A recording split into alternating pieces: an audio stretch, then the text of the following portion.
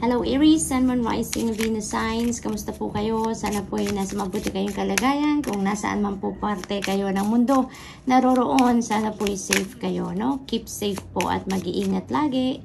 Welcome back po sa Star Tarot. And kung bago kayo dito, welcome na welcome din kayo. Thank you po sa inyong suporta. I truly appreciate it and God bless you all. So, October 18 po ito na mga mensahe ito, no? Paunang mensahe ninyo is clearing, make room for growth. Ayan. So, para magkaroon kayo ng ng growth, 'di ba?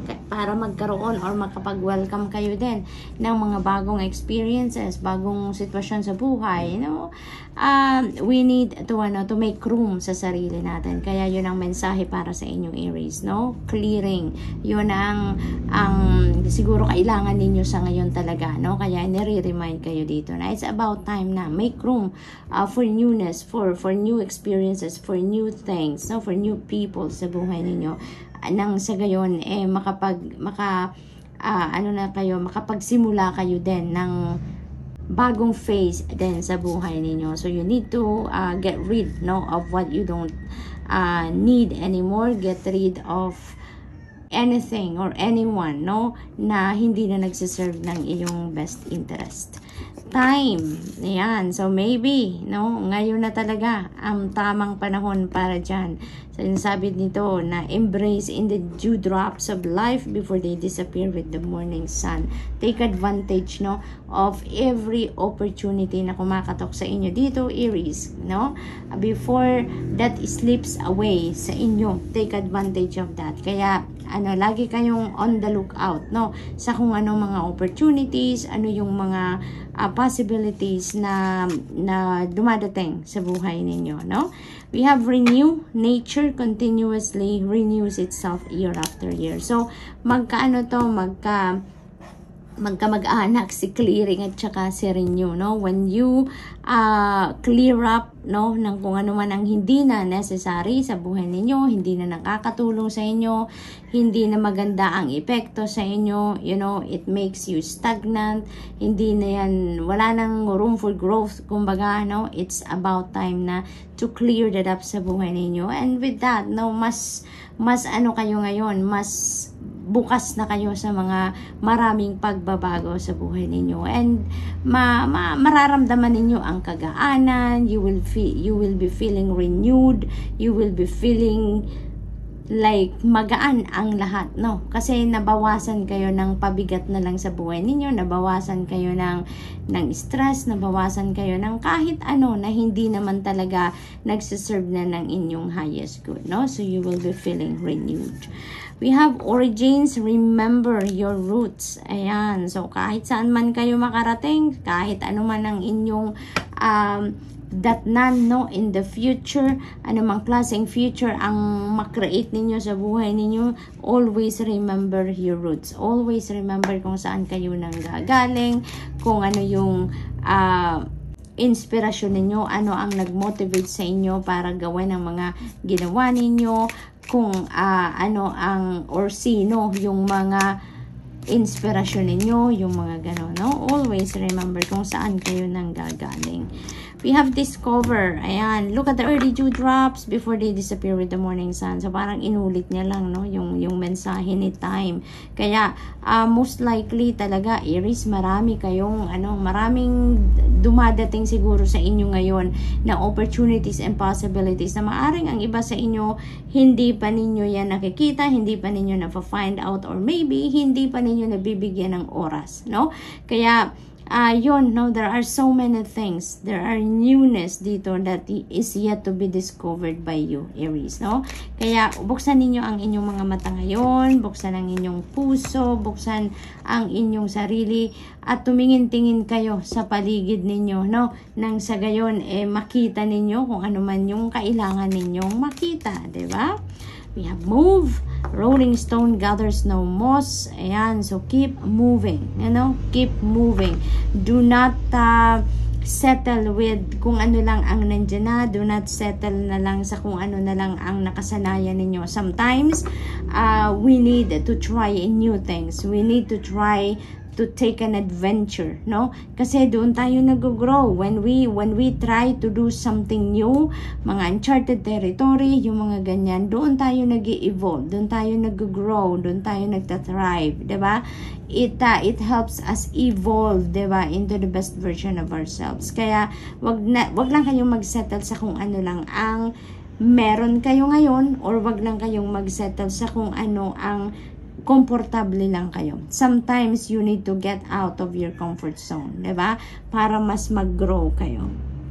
For others of you naman, maaaring may movement dito na mangyayari sa buhay ninyo. Maaaring this is moving home, no? Maaaring maglilipat bahay ang iba sa inyo dito, mag-change ng place of residence. Maaaring magmamigrate ng iba sa inyo dito, ang iba maglilipat ng trabaho, maglilipat ng opisina, maglilipat ng table, maaaring may renovation din. Ako napipick up dito, no? Maaaring may renovations din sa mga bahay ninyo. There's a lot of movement na maaring mangyari dito for some of you, Aries, no? We have beauty, dare to be tender and strongly vulnerable. Ayan. So, feels like yung inner beauty ninyo, yung true beauty ninyo, yun ang i-display ninyo sa ngayon. No? Maaring yung mga opportunities na yan, no, is going to, to give you an opportunity ngayon, pagkakataon na ma-express ninyo kung ano talaga kayo. Kung sino kayo, kung ano ang inyong mga kakayanan, kung ano ang inyong truth, no? Yung true beauty ninyo, no? Yung ganon. So, maaring magkakaroon kayo ngayon ng chance, no? To express yourself. Release. Ayan. Lighten your load.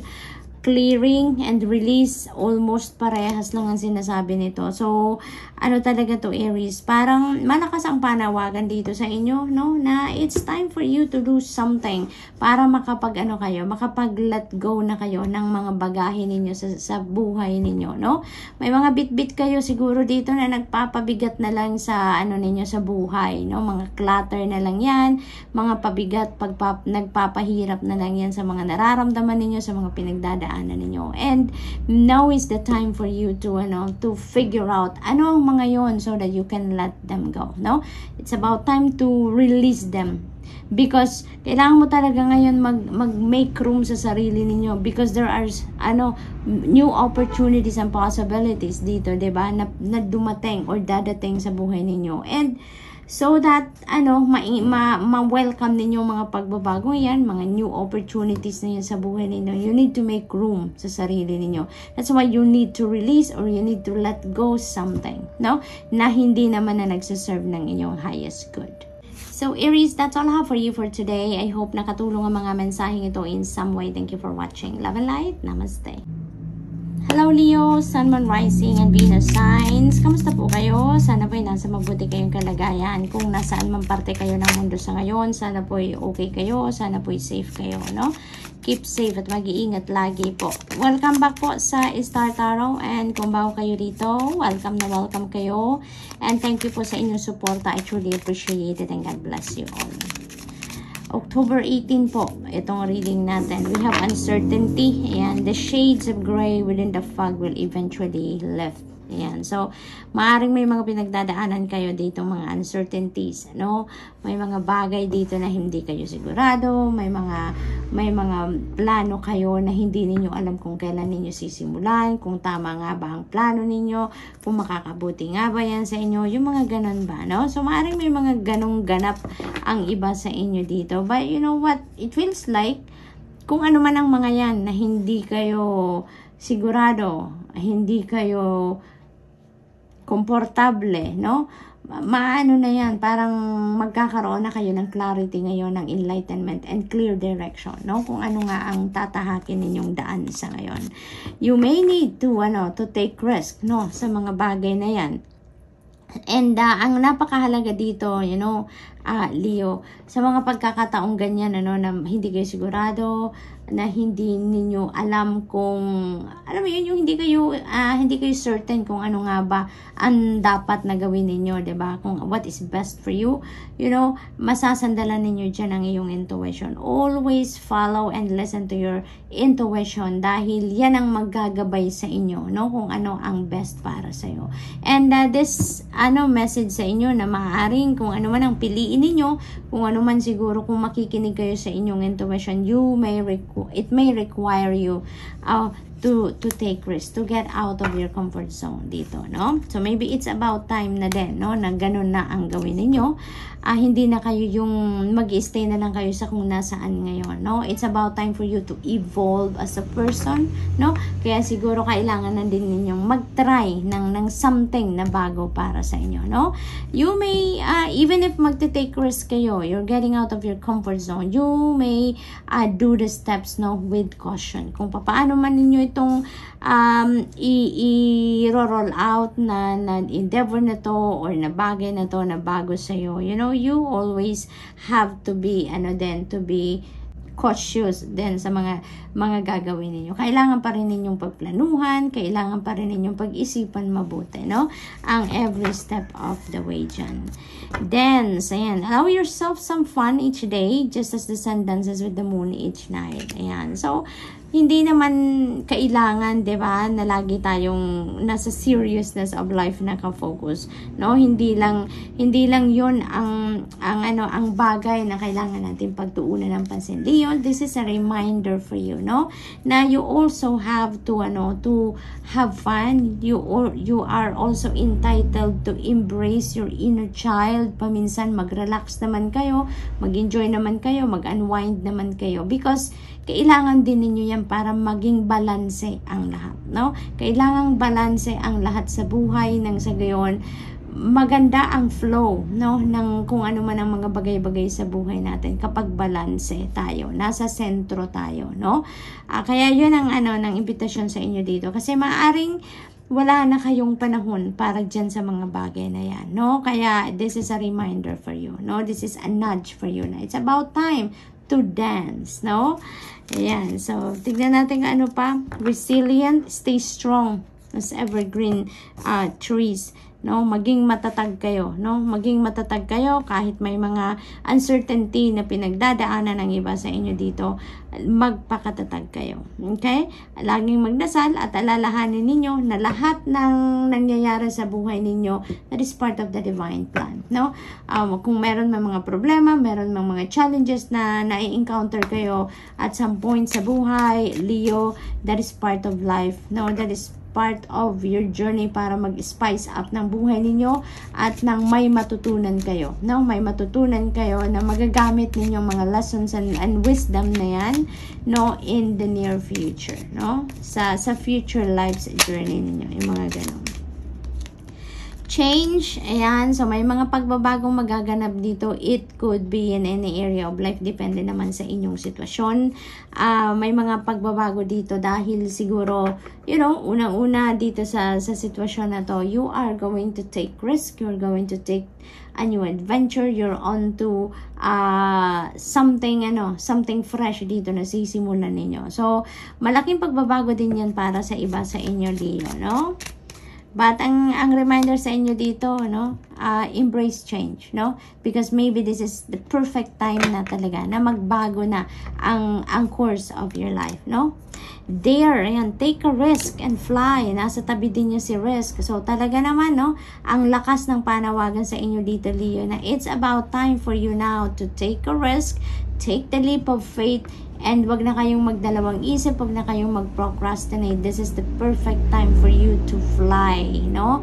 Spread your wings and fly high. There is no room ngayon to play small. Ngayon na ang panahon para magpakatatag ka, katibay ng inyong dibdib ngayon at sumubok ka na ng mga bagay na dati kinatatakutan mo, dati ina-avoid mo, because it's about time na for you to evolve, no?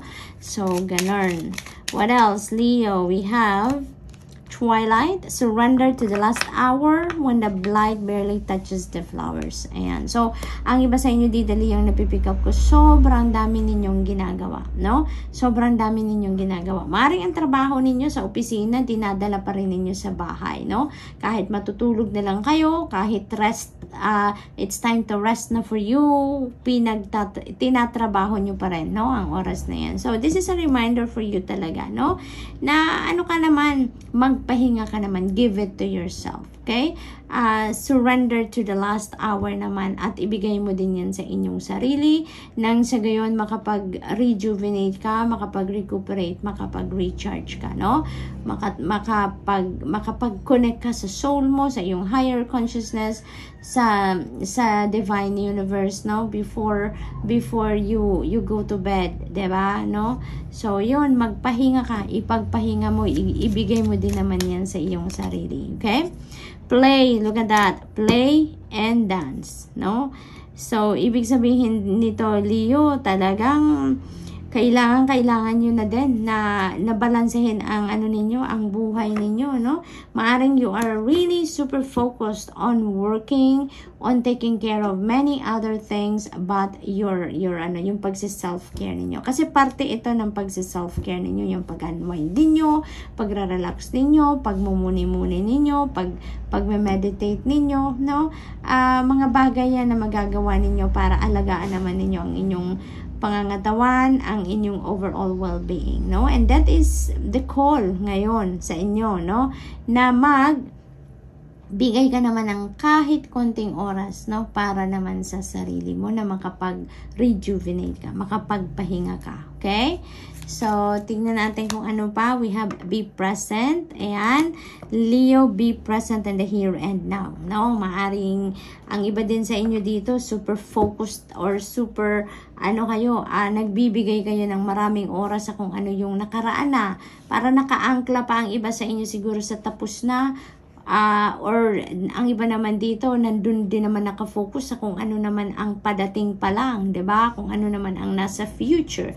Kaya ang sinasabi din ito sa inyo, be present in the here and now because the powerful time is here sa ngayon, no? Wala na tayong magagawa sa nakaraan na, tapos na 'yon. Wala din tayong masyadong magagawa sa kung ano ang future because we don't even know what is coming towards us, 'di ba? Sa bukas, mamaya, we never know, 'di ba? Kaya wag na muna tayong mag-focus ng maraming oras diyan sa past and sa future.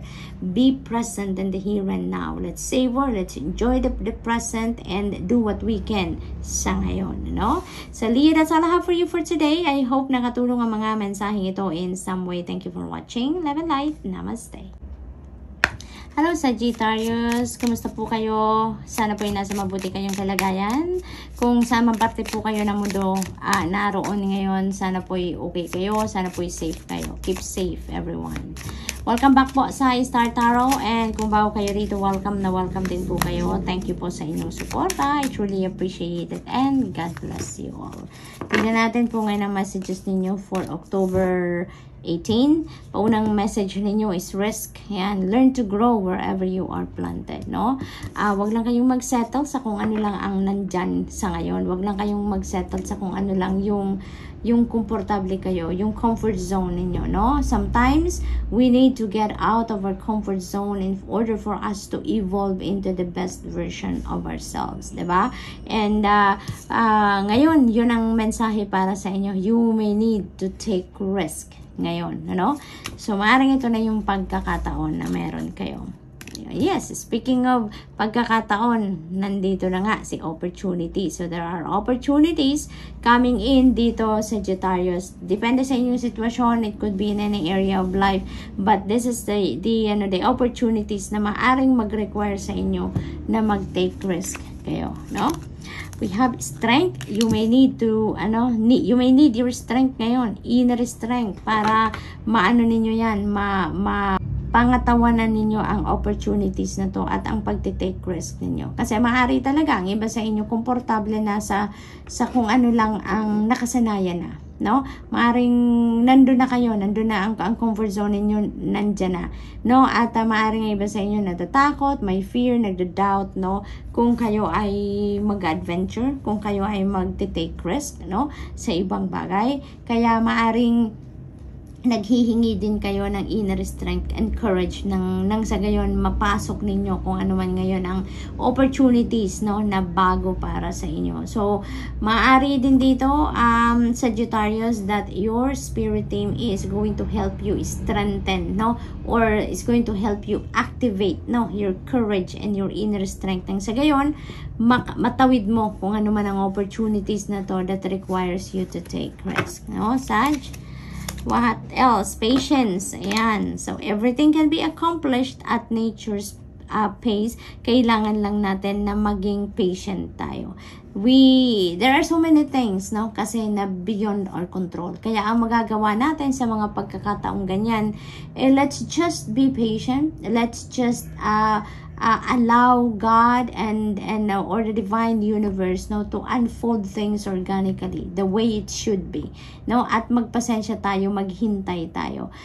Kung nagawa na ninyo ang lahat, no, lalo na kung akala ninyo na perform nyo na ang lahat ng kailangan ninyong gawin para magtagumpay kayo or para ma-reach ninyo kung ano man ang inyong goal, but it's not happening, then signal na yan na it's about time na for you to surrender to the natural ebb and flow of life, no? At hayaan nyo na ang divine timing ang mangyari, no? Kasi otherwise, 'di ba? Kung yan ay nasa divine plan, kung yan ay meant to happen at a certain time na gusto ninyo, it will happen. But if it did not, nagawa na ninyo ang lahat, it's about time na, no? I-let go nyo na yan. At be patient paghintay kayo, and always listen to your intuition because you will be guided, no, ng divine universe kung ano ang dapat na ninyong gawin while you are waiting, no. Gagabayan kayo kung what is next for you, no. But signal na yan, no, signal na yan na isurrender nyo na yan sa divine universe. Total, nagawa na ninyo kung ano ang nararapat ninyong gawin, no, because there may be something better, no, na inihahanda sa inyo ang divine universe at that time, or maybe, no, maaring may kulang ka pa na hindi pa nagagawa, no, kaya importanteng pakinggan at sundin kung ano ang divine guidance ninyo. Okay? Let go. Ayan, speaking of let go. So, there are things dito na you need to let go. Isa na dyan, yung mga pangarap ninyo. Isa na yun yung mga goals ninyo. Kasi, maaaring super tight talaga ang control ninyo doon sa outcome, no, na ini-envision ninyo na gusto ninyong mangyari, no. Maaring sobrang tight kayo, tight ang hawak ninyo doon sa form ng kung ano man ang resulta na gusto ninyong makita or transpire sa 3D reality ninyo. So, it's time to let go of that. No, let go of the control and surrender to the natural ebb and flow of life. And hayaan nyo na lang ang divine universe ang mag-unfold, no, ng kung ano ang dapat na mangyari, no, sa inyo. So, for others of you, this could be letting go of something or someone, no, na hindi na nagsiserve ng iyong highest good, no. Maaring for you to be able to receive newness, for you to be able to welcome new experiences or new things or even new people sa buhay ninyo, you know, you need to make room sa sarili ninyo. And maybe this is it, no. Kaya kailangan ninyong mag-let go ng kung ano man or kung sino man ang hindi naman na nagsiserve ng iyong best interest, hindi na nagsiserve ng iyong highest good. Wala nang room yan dapat sa sarili ninyo. Let them go. Let it go. Nang sa gayon, you can welcome new opportunities, new people, new situations, no, sa buhay ninyo. Okay? What else? We have opportunity and we have opportunities dito. So, malinaw na malinaw, Sagittarius, na merong papasok na opportunities sa inyo. Depende sa inyong sitwasyon, it could be in any area of life ninyo, no? So, you really need to open up your mind, your heart, no? And yung eyes ninyo para dito sa mga bagong opportunity na to, no? Before you miss them. Listen, ayan, you really need to follow. Ayan, tulad na sinabi ko kanina, makinig kayo sa iyong intuition dahil napakahalaga na pakinggan ninyo at sundin ninyo kung ano ang bulong ng iyong intuition. Because, no, sigurado, meron at merong gabay, meron at merong divine guidance na pinapadala sa inyo ang Panginoon to guide you kung ano na ang gagawin ninyo, ano ang mas dapat ninyong pagpukusan sa ngayon, what is your next move, yung mga ganun ba, no? Because maybe ang guidance na to is going to lead you to these opportunities, diba? Maaaring ganon. So what else? We have strength. Holy moly, strength. Sagittarius, maaari talaga din ang iba sa inyo dito may kaba, no? Maaring may kaba, maaring natatakot dito sa mga bagong opportunity na to na pumapasok sa inyo, kasi maybe talaga this is going to require you to get out of your comfort zone. Kaya siguro may takot, may pagdududa sa inyong sarili, sa inyong mga kakayanan, ano? Don't worry, Sagittarius. Ang alalahanin ninyo, no, na pag may opportunities na kumakatok sa inyo, ibig sabihin that is for you. Hindi dadating ang opportunity sa buhay ninyo if that is not meant for you. Kaya ibig sabihin, you know, susuportahan ka dito ng divine universe, whatever you need, no, in order for you to embrace that opportunity, no, dadating at dadating yan, no. Tutulungan ka dito ng inyong mga guardian angels dito and the rest of your spirit team, no, para magkaroon ka ng lakas ng loob dito. Nang sa gayon, ma-welcome mo yung opportunities na to sa buhay mo. Kung meron kang takot, meron kang kaba, you know, your spirit team is going to help you na matanggal yan at mapalitan yan ng drive, ng optimism, ng enthusiasm, ng determinasyon, ano, at pukawin ang kalooban mo na mas isipin mong i-grab ang mga opportunity na to kisa kisa matakot ka or kabahan ka, no? We have breathe. Ayan. So you may need to take a breather din dito. You may need to meditate, magpahinga, no? And be ready for these opportunities to come in. Maari din na nai-stress na kayo siguro ang iba sa inyo, physically, mentally, emotionally, and spiritually exhausted. Kaya kailangan din ninyo na mag-take a breather, no? So maaring ganun din ang ganap. Change, ayan, so definitely, no, maraming pagbabago dito ang mangyayari. Magsisimula yan sa loob ninyo, no? There's going to be personal transformation dito na mangyayari. That's what I'm picking up. And everything, no, is going to follow.